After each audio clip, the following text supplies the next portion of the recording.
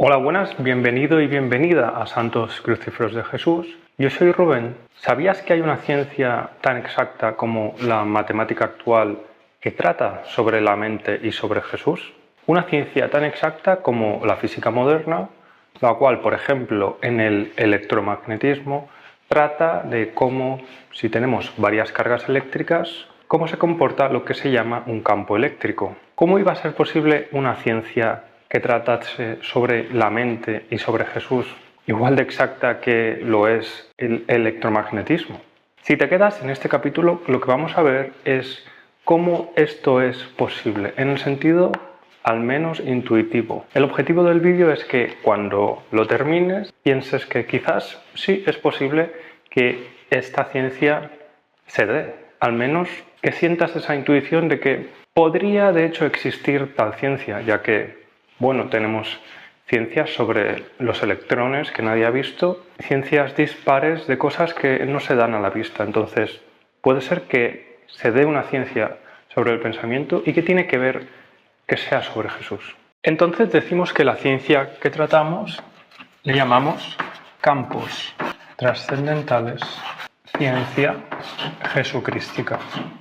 Vamos a analizar entonces el título, el nombre de la ciencia, para tener una comprensión inicial, intuitiva, de qué trata. Podemos dividir el nombre en dos secciones, que sería campos trascendentales y ciencia jesucrística. Cuando estamos hablando de campos trascendentales, se está dando cuenta del objeto de estudio de lo que sería esta ciencia. Del mismo modo que el objeto de estudio, por ejemplo, de la geometría del plano, son los cuerpos geométricos en dos dimensiones, el objeto de estudio de campos trascendentales es lo que llamamos pensamiento. Es decir, la relación, interacción, la combinación de lo que son pensamientos entre ellos. Esto lo estamos diciendo aquí solo de modo así inicial, como presentación, y más adelante veremos cómo esto es posible y cómo se va a dar.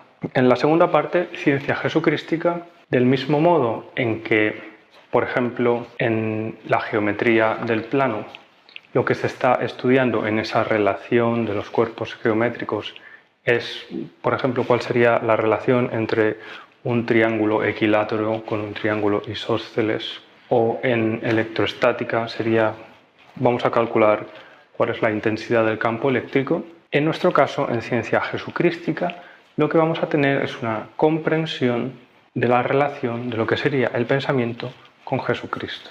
Esto queda así dicho a modo de presentación. ¿Cómo vamos a ver esto?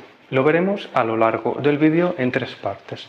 La primera parte va a tratar de profundizar en lo que sería el objeto de estudio. En la segunda parte simplemente vamos a ver cuáles son las herramientas que vamos a utilizar para ello. Y en este sentido estamos hablando de que se van a utilizar herramientas matemáticas, por ejemplo, unas que se denominan tensor y retensor, cuestiones como estado de conciencia, tensor como forma de automedición en la conciencia y características que vemos en esto que llamamos el pensar dentro de nuestras herramientas, que aquí solo vamos a nombrar, pero después veremos en detalle, como puede ser una característica que llamamos de hipersuficiencia o de morfometría.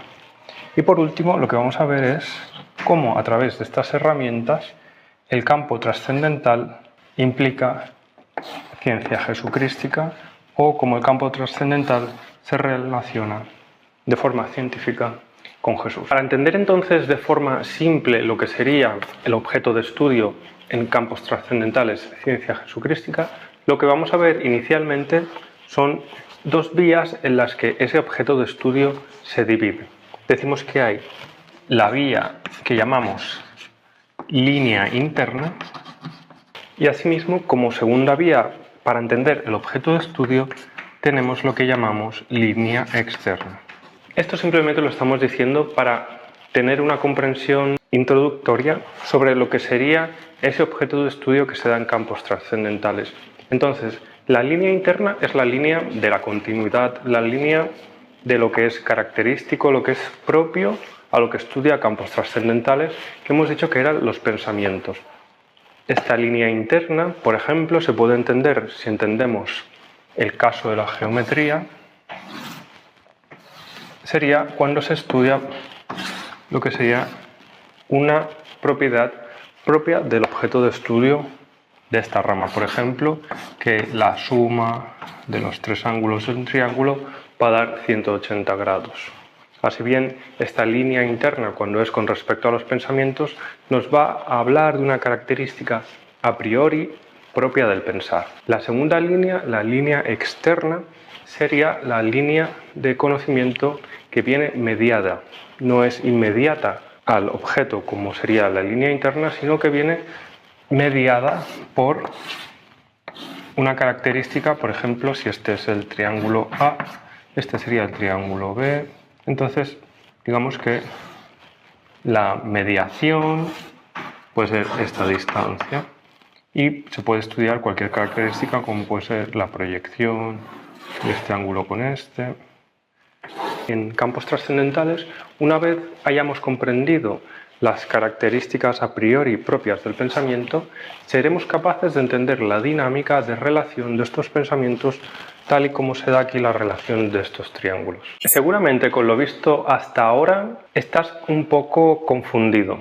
Quizás estás pensando que todo esto de la ciencia del pensamiento y la relación con Jesús no se está dando de forma clara y no estás viendo cómo esto llega a ser posible del todo. Si ese es tu caso, entonces ahora lo que tengo es una mala noticia, y es que lo que vamos a ver ahora te va a confundir un poco más, pero con la ventaja de que también te va a aclarar.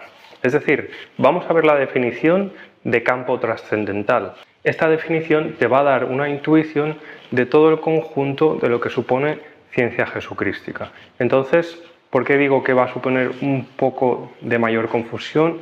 Es porque vamos a entrar a términos y a definiciones que seguramente no se ha visto antes, y esto va a suponer un descolocamiento inicial.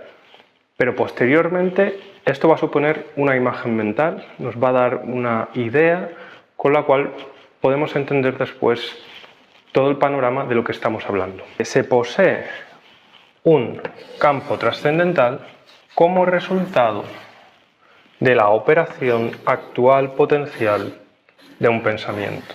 Que campo trascendental surge como resultado de una operación, y es la operación de un pensamiento. El pensamiento, cuando opera de forma actual, de forma potencial, genera resultantemente lo que decimos campo trascendental.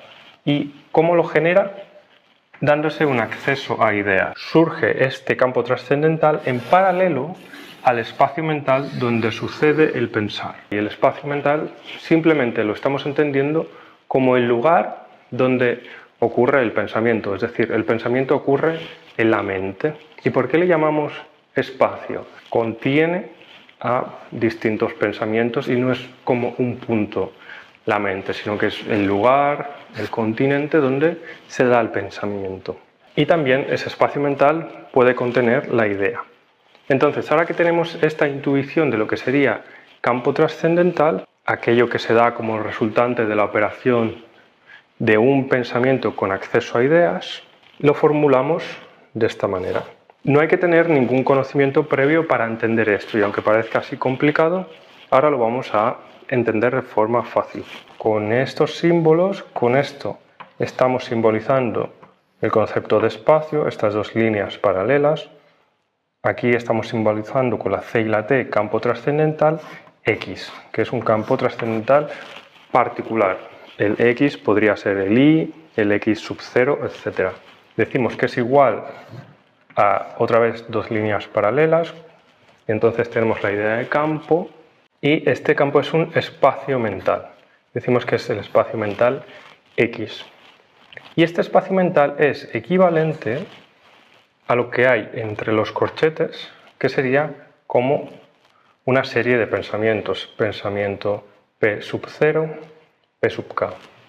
Y estos pensamientos estamos diciendo que, a su vez, son equivalentes a estos pensamientos mediados por estos símbolos que simplemente aquí están denotando una operación, la cual no le vamos a dar un nombre específico, sino que está suponiendo una operación concreta entre los pensamientos.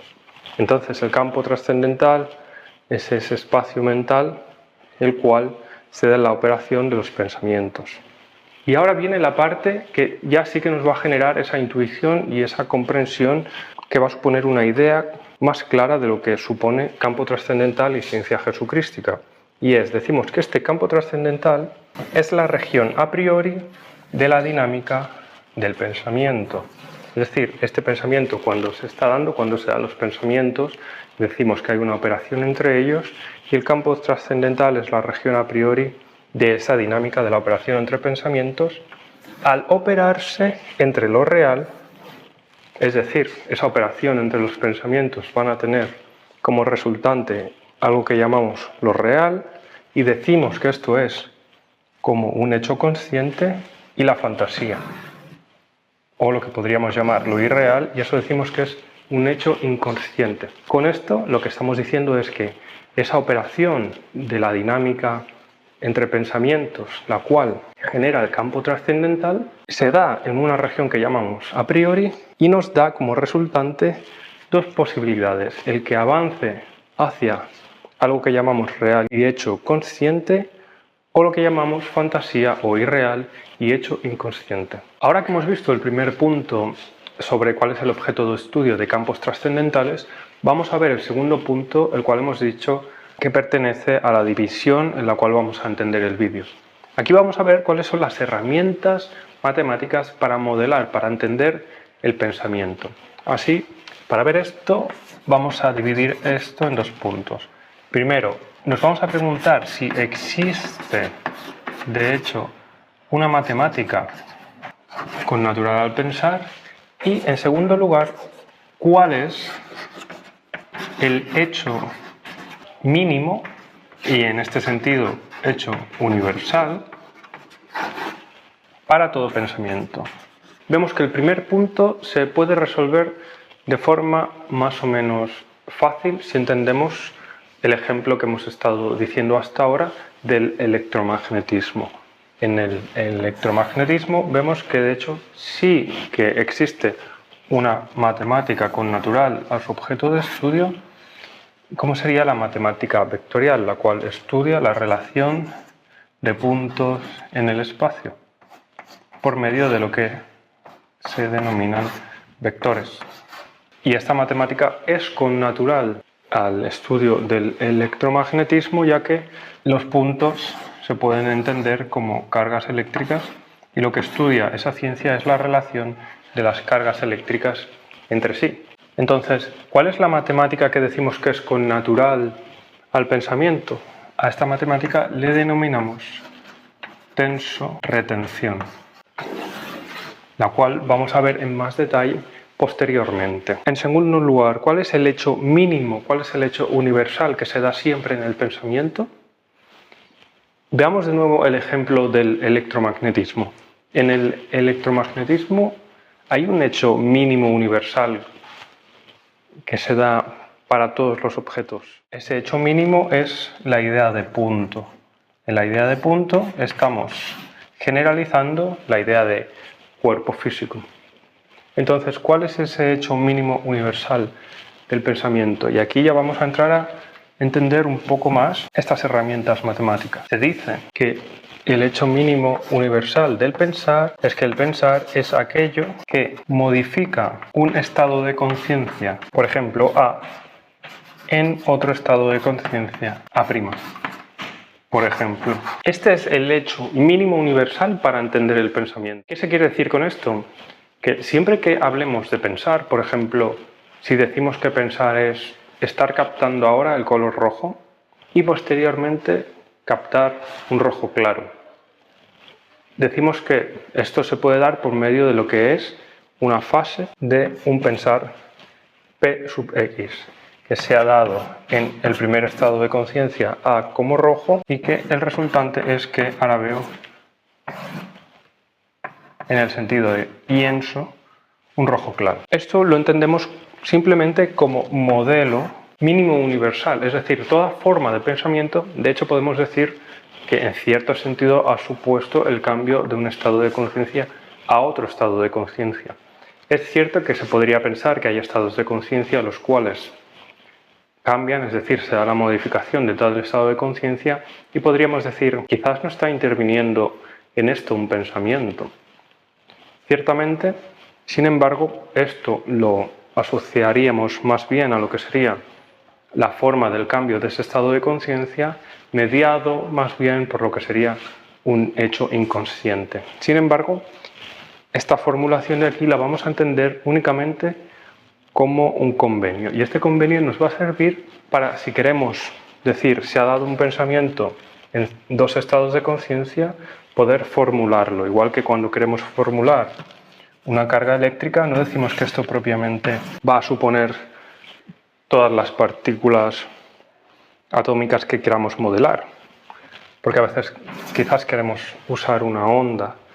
Sin embargo, sí que nos sirve para muchos casos. Pues lo mismo con esa formulación. Ahora vamos a ver una aplicación. Acabamos de ver entonces cuál es el hecho mínimo universal que podemos atribuir a todo pensamiento de forma más o menos generalista, sin tener que estar precisando formas específicas para pensamientos concretos. Es decir, con esta forma mínima universal podemos de alguna forma modelar cualquier pensamiento. Donde decimos que se da ρ sub x de un estado de conciencia A, entonces si esto es el pensamiento dado sobre A, siendo A un estado de conciencia, entonces se modifica en el estado de conciencia A'.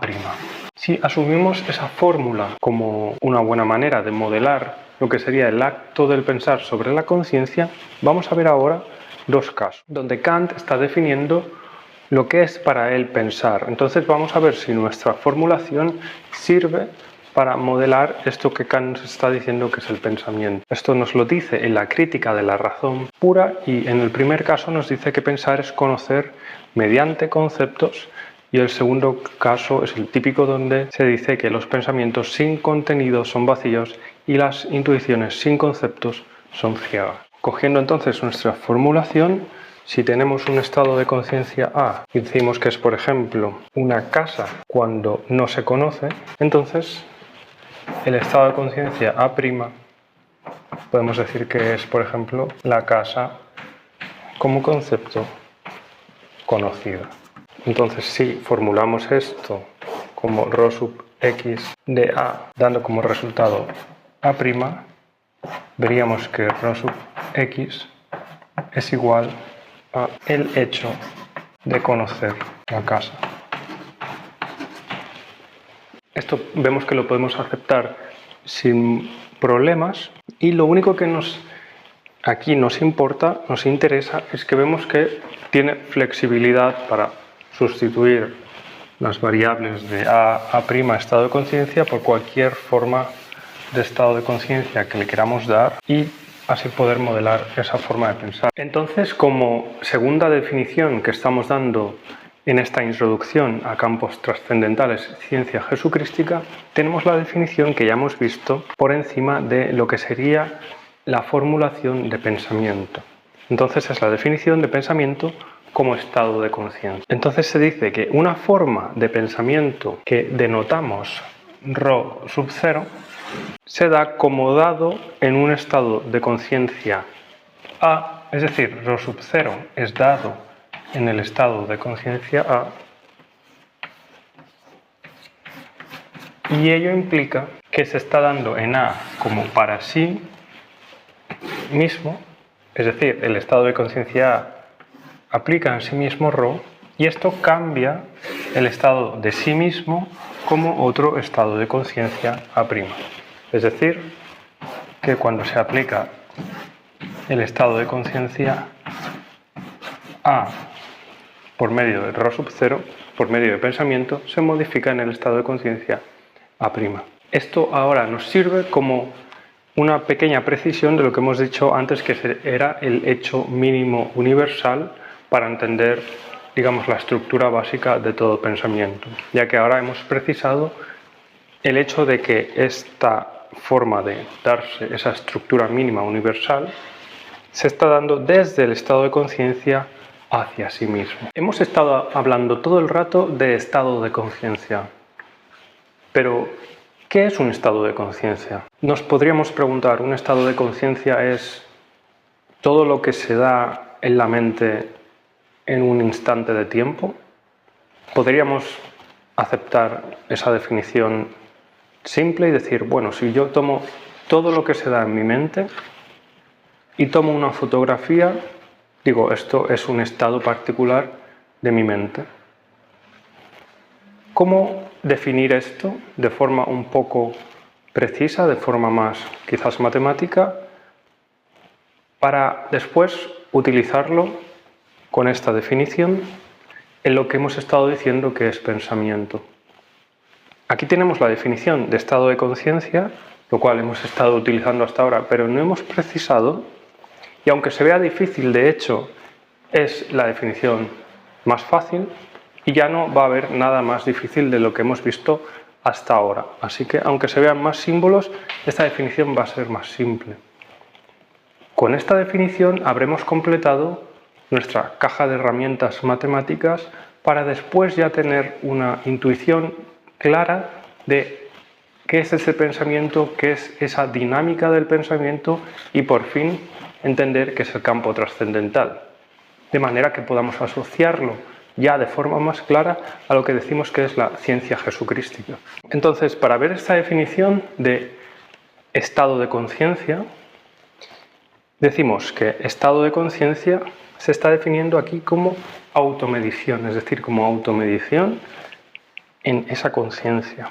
Entonces se dice que si A es un estado de conciencia, por ejemplo el rojo, y decimos que gamma de A denota, es decir, simboliza la aplicación gamma sobre A, y la aplicación gamma sobre A no es nada complicado, sino que es una aplicación sobre A. ¿Qué significa esto?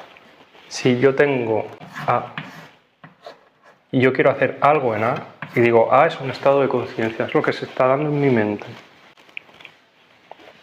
Yo quiero hacer una aplicación sobre ellos en el sentido de una función la cual se da sobre ese estado de conciencia. Esa función la escribimos con esta letra que llamamos gamma. Entonces, cuando se da gamma sobre A, es una función particular. Decimos que esta función será la función que genera una medición de A. Es decir, cuando en el estado de conciencia se da gamma, se mide ese estado de conciencia. Por lo tanto, gamma de A es una medida de sí mismo en el estado de conciencia A. Vale. Y decimos que posee esa medida como valor A minúscula. En lo que hemos dicho antes de que podría ser un estado de conciencia, si yo estoy imaginando, por ejemplo, las vacaciones que voy a hacer en verano y estoy imaginando que quiero dar un paseo en barca, entonces, si yo ahora visualizo ese estado, puedo decir ese estado es A. Y si aplico gamma sobre ese estado, ahora va a ser el hecho particular A' que se da como contenido de este estado de conciencia. Es decir, A' es el hecho particular que se está dando como esa proyección de esa vuelta que estoy pensando que voy a dar en barca. Entonces, la forma específica en cómo se está dando ese contenido mental en ese estado de conciencia. Y la forma específica aquí es el detalle particular de esa forma específica dentro del estado de conciencia. Ese detalle particular sería la característica de medida que supone este A'. Estamos en el punto clave para acabar de tener una comprensión intuitiva y clara de lo que estamos haciendo con campos trascendentales, ciencia jesucrística. Acabamos de ver anteriormente las herramientas matemáticas como definiciones de lo que sería el pensamiento. Ahora mismo lo que vamos a ver son características de este pensamiento de manera que podamos comprender cómo se aplican aquellas definiciones matemáticas. Al entender cómo aplicar aquellas definiciones matemáticas, tendremos una comprensión clara, visual, de la dinámica del desarrollo de ese pensamiento. Esto lo vamos a ver por medio de analizar 3 características básicas del pensamiento. La primera decimos que es hipersuficiente. El pensamiento, la segunda decimos que el pensamiento se da por medio de lo que llamamos morfometría, lo cual suena difícil, pero es algo muy simple que veremos. Y la tercera característica básica para finalizar la comprensión de lo que estamos viendo ahora como campo trascendental es la estructura ecuacional de tenso-retención.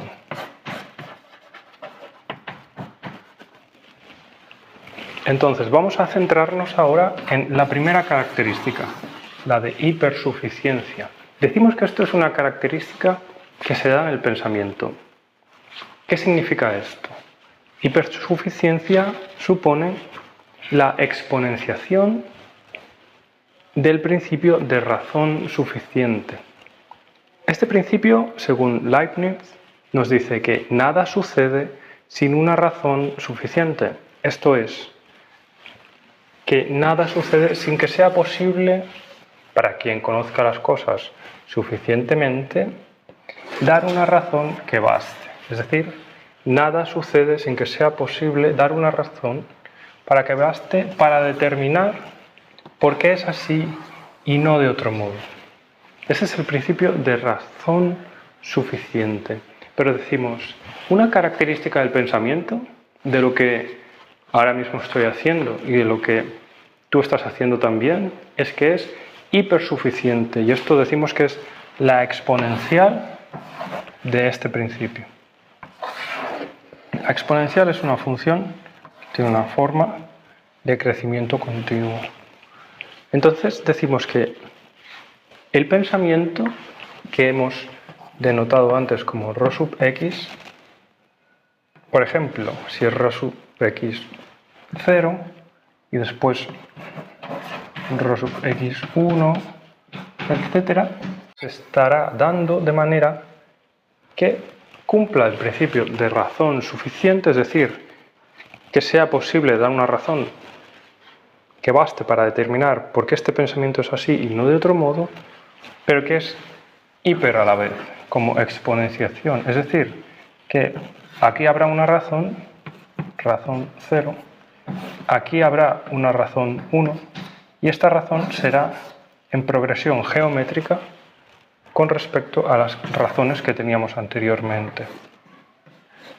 Es decir, la progresión del pensamiento con respecto a sí mismo, como pensar dado en una misma mente, implica la configuración de razones dadas como esos pensamientos unos con respecto a los otros, las cuales se dan en progresión geométrica.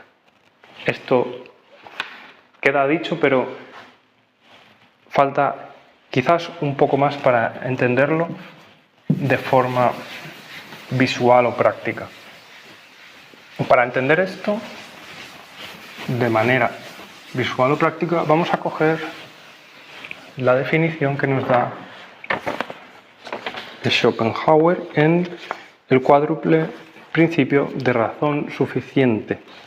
Allí él nos dice sobre este principio de razón suficiente, nos dice, la importancia del principio de razón suficiente es grandísima, porque se le puede considerar el fundamento de todas las ciencias.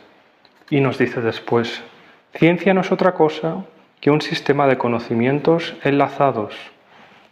Es decir, si yo tengo una ciencia, X va a ser un conocimiento, por ejemplo, A sub 0 hasta un conocimiento A sub K, y entre ellos se va a dar un enlace. Y nos dice, lo que distingue precisamente a una ciencia de un mero agregado es que sus conocimientos nacen unos de otros como de su propia razón. Eso es lo que nos dice Schopenhauer sobre el principio de razón suficiente. Entonces, para ver esto en nuestro caso, lo que vamos a ver es cómo la relación entre pensamientos es hipersuficiente. Vamos a coger el ejemplo del análisis de una persona que no tenía olfato. Entonces decimos que A, por ejemplo, denota la persona sin olfato que está oliendo unas rosas X. Y después pasa este estado de conciencia a que ahora son las rosas X'. Y a esto le llamamos el pensar Rho sub X. Ahora digamos que, por ejemplo, hay otro pensamiento, Rho sub I, que se trata del estado de conciencia B, donde está, en vez de oliendo rosas, está oliendo tulipanes, está oliendo el tulipán I, y después pasa al estado de conciencia B del tulipán como I'. Entonces, por el principio de hipersuficiencia,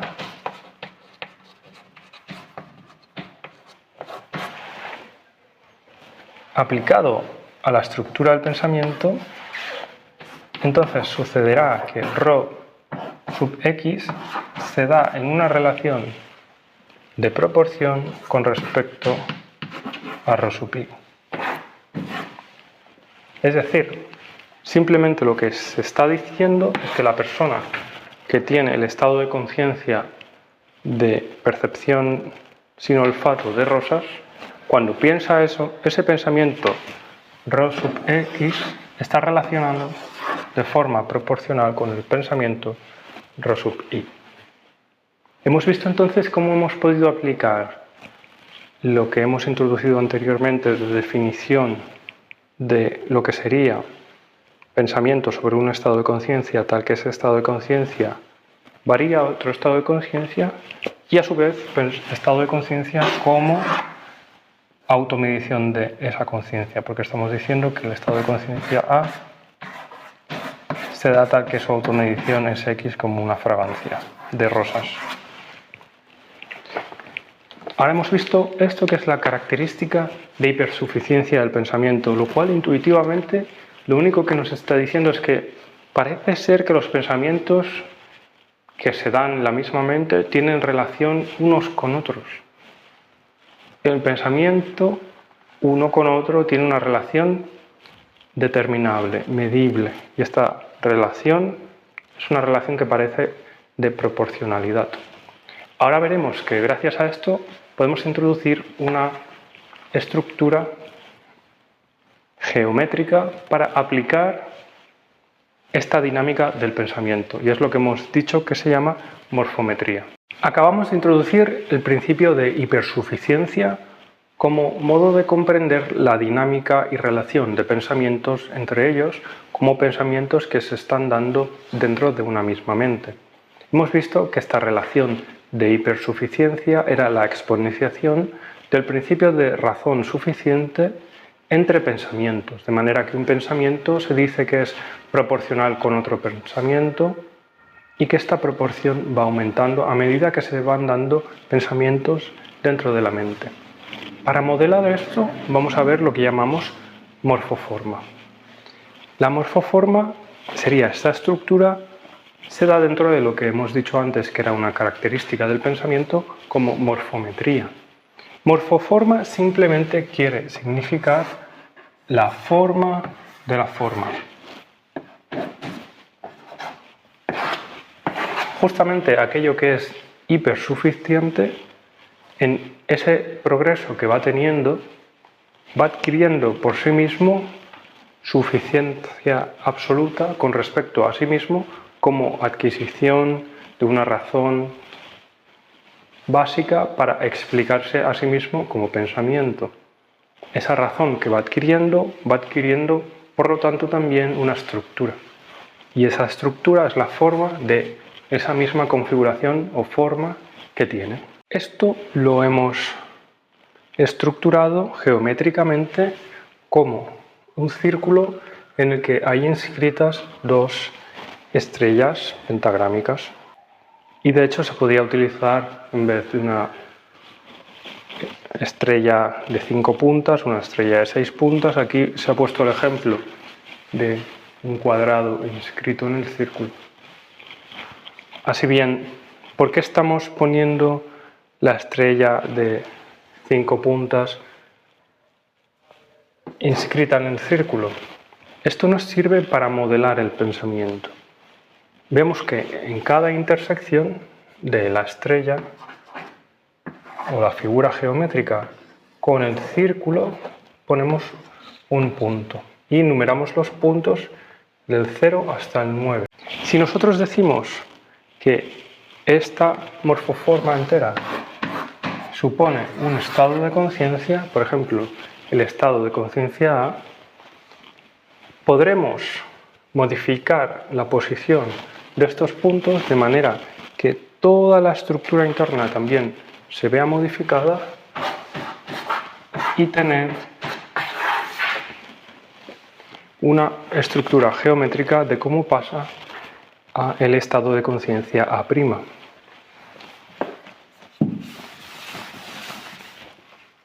Para hacer eso, introducimos ya por último lo que hemos estado hablando desde el principio, que son las ecuaciones que nos sirven para modelar el pensamiento. Estas ecuaciones las hemos llamado tensor-retención. De manera que si decimos que vamos a modelar el estado de conciencia A y decimos que este estado de conciencia es esta morfoforma, la tensión o el tensor lo denotamos así y partirá, por lo tanto, de una posición I desde 0 hasta 9, que sería todas las posiciones que tenemos en el círculo, hasta la dimensión inicial, que sería todo el estado de conciencia A. Entonces, como variable lógica que denotamos, o sea, simbolizamos por esto, un 6 y una X, tenemos que modelamos el inicio del paso del estado de conciencia A al estado de conciencia A'. Y decimos que esto se da en un tiempo t sub 0. Entonces, como hemos dicho que este estado de conciencia era el estado de conciencia del rojo, si sustituimos, entonces tenemos que esto va a quedar como, por ejemplo, A, que hemos dicho anteriormente que era la posición específica del estado de conciencia como estado de medición de la misma, para un código de color como, por ejemplo, un rojo. Con esto vemos que tenemos una ecuación la cual toma los valores que tenemos en la figura geométrica y está representando ahí un estado de conciencia. Sin embargo, hemos dicho que anteriormente el pensamiento se daba como ρ sub x dado sobre un estado de conciencia, el cual varía al estado de conciencia A'. Por lo tanto, nos faltan las ecuaciones del estado de conciencia A'. Esto lo ponemos como lo que llamamos retención. Lo vamos a poner por aquí. Y la retención, que se da a la vez que lo de arriba sería la tensión del estado de conciencia inicial A al estado de conciencia final A' y ponemos R3, ya que de hecho implica que se esté en una tercera dimensión, lo cual ahora mismo vamos a dejar así, pero cuando se da el paso del estado de conciencia A la prima, cuando eso ha sucedido, se está en una tercera dimensión y tenemos como variable lógica 9i, que simplemente denota la variable lógica, el estado final de lo que hemos empezado antes, que era el paso del estado de conciencia A al estado de conciencia A'. Y si ya le damos valores directamente, decíamos que esto era el código RGB, por ejemplo, 25000, que sería un rojo más claro. Y esto se da en el tiempo nt',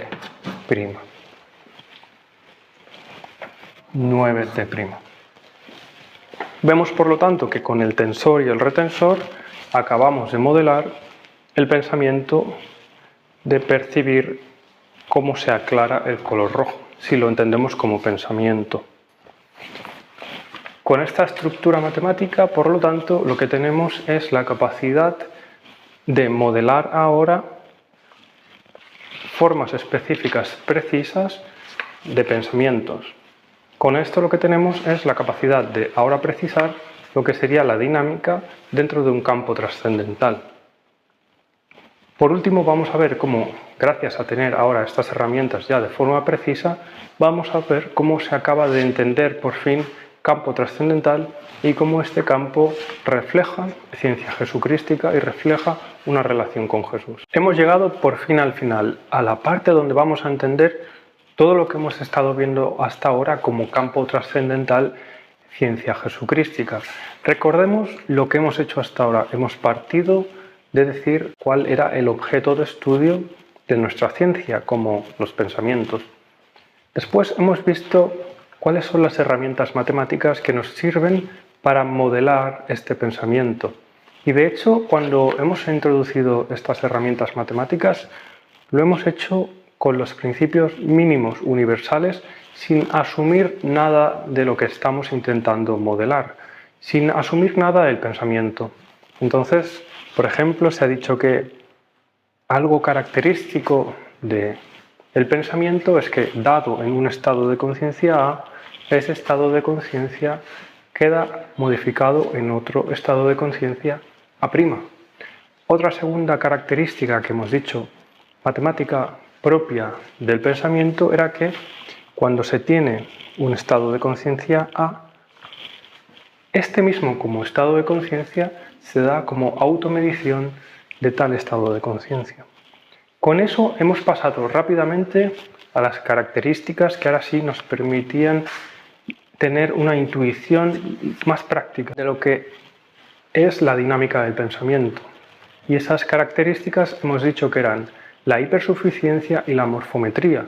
La hipersuficiencia supone que el pensamiento, en su dinámica como la relación de los pensamientos entre ellos, era una relación de proporcionalidad entre los mismos, de manera que un pensamiento con respecto a otro se da bajo el principio de razón suficiente, pero no solo eso, sino que en la acumulación de estos pensamientos esa relación va creciendo de manera geométrica. Por eso se habla de hipersuficiencia. Luego hemos pasado rápidamente a ver cómo esto lo podíamos modelar de forma geométrica y hemos introducido la morfometría y la estructura de morfoforma, que simplemente es la forma que adquiere toda la forma característica que tiene ese conjunto de pensamientos. Y esto ha quedado finalmente dado por medio del tensor, que sería este, y por medio del retensor. Con esto ya tenemos las herramientas básicas que nos sirven para entender qué es campo trascendental. Campo trascendental, entonces, vemos que es, y según la definición que vimos al inicio, era aquella región la cual se daba como resultado de la operación entre pensamientos actuales o potenciales entre ellos, y esa región hemos dicho que era una región a priori, la cual se daba como una aproximación de ese pensar hacia lo real, y hemos dicho que era lo consciente, o hacia lo fantasioso como lo inconsciente, y que era la región donde se daba el pensar y la idea.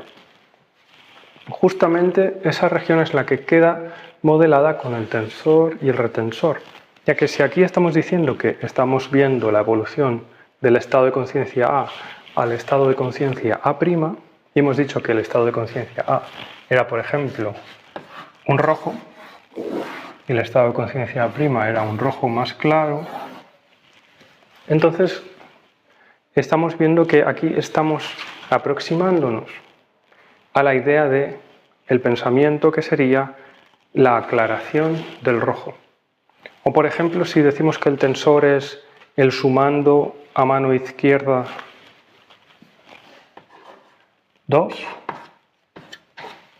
y el retensor es el sumando a mano derecha 2, nos están aproximando a la idea de 4.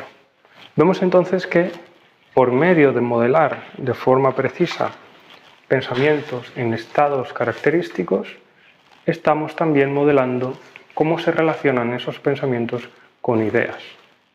Y justamente ahora que entendemos que esto es campo trascendental, vamos a ver la relación de esto con ciencia jesucrística. Porque campo trascendental estamos diciendo que es la relación de pensamientos con acceso a ideas.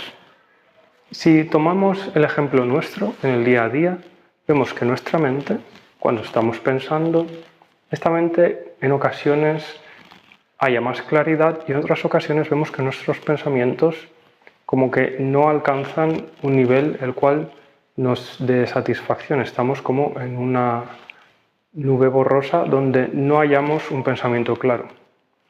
¿Qué estamos diciendo con esto? El pensamiento, por lo tanto, claro, es aquel que tiene ideas que para esa forma de pensar diremos que son verdaderas.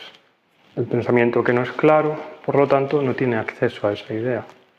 Por lo tanto, podemos pensar que sí que hay ideas que decimos que son verdaderas.